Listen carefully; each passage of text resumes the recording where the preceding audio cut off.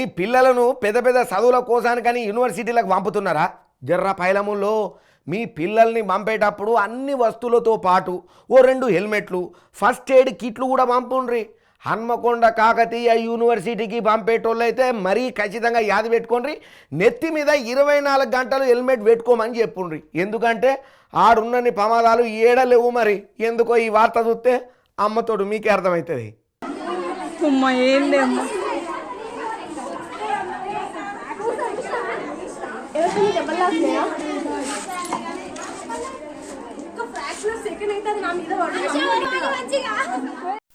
చూసిండ్రా హాస్టల్లో పెచ్చులుడి బెడ్ల మీద ఎట్లా పడ్డాయో. హన్మకొండ కాకతీయ యూనివర్సిటీలో ఉన్న పోతన హాస్టళ్లలో గింత అధ్వానంగా ఉన్నది పరిస్థితి. మరి మొన్న నడమ గిరి హాస్టల్లో ఒక అక్క మీద ఫ్యాన్ పడి ఆమె దవాఖానలో పడ్డది. ఇప్పుడేమో స్లాబ్ పెచ్చులన్నీ ఊసిపోయి పండుకునే బెడ్ మీదనే పడ్డాయి. ఇంకా నయం పెచ్చులు పడ్డప్పుడు కాడ ఎవరు లేరట. హాస్టల్లో గింత అధ్వాన పరిస్థితి ఉన్నా కూడా ఎవరు పట్టించుకుంటలేరని చెప్పి బాగానే గరమైనరు విద్యార్థులు. మాకు సవలతులు చక్కగా చేస్తారా లేకపోతే మీ సంగతి ఏందని చెప్పి యూనివర్సిటీ రిజిస్ట్రార్ను ఒక రూమ్ లేసి ధర్నా చేసిండ్రు స్టూడెంట్స్ అందరు కలిసి. నేను మెస్సుకెళ్ళి అన్నం తినొచ్చిన మెస్సుకెళ్ళి అన్నం తినొచ్చి ఫ్యాన్ వేసుకొని పడుకున్నాను.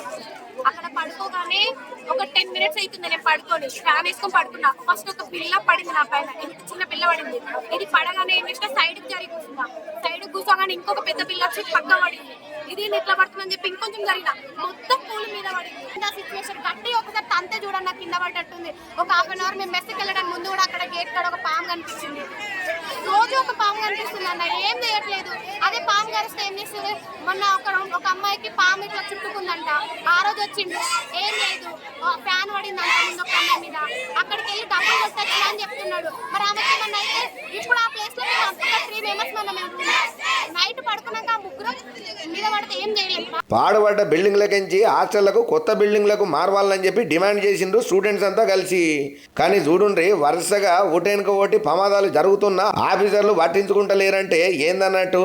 ఈ ప్రమాదాలతో ఎవలో గల పానం పోయేదాకా మీరు మారరా? ఏం మనుషులు ఉన్నారయ్యా అని ఘనమైతున్నారు ఈ ముచ్చట తెలిసిన వాళ్ళు.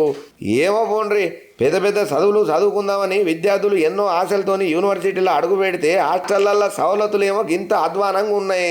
ఇంకా అంతనే కాదు, అటు చాలా సర్కారు బడులల్లో కూడా గిసోంటి పాడబడ్డ బిల్డింగ్లతోని గిట్లనే తిప్పలు పడుతున్నారు విద్యార్థులు. ఇటు యూనివర్సిటీలలో కూడా గిట్లనే తిప్పలు అవుతున్నాయి. చాలా హాస్టళ్లలో తిండి కూడా ఏం చక్కదనం లేదు. అయ్యా సర్కారు వాళ్ళు జర సర్కారీ స్కూళ్ళ మీద యూనివర్సిటీల మీద నజరేసి విద్యార్థులకు తిప్పలు కాకుండా చూడుండ్రయ్యా అని అనబట్టిండ్రు విద్యార్థుల గోసలను చూసిన వాళ్ళు. Stop!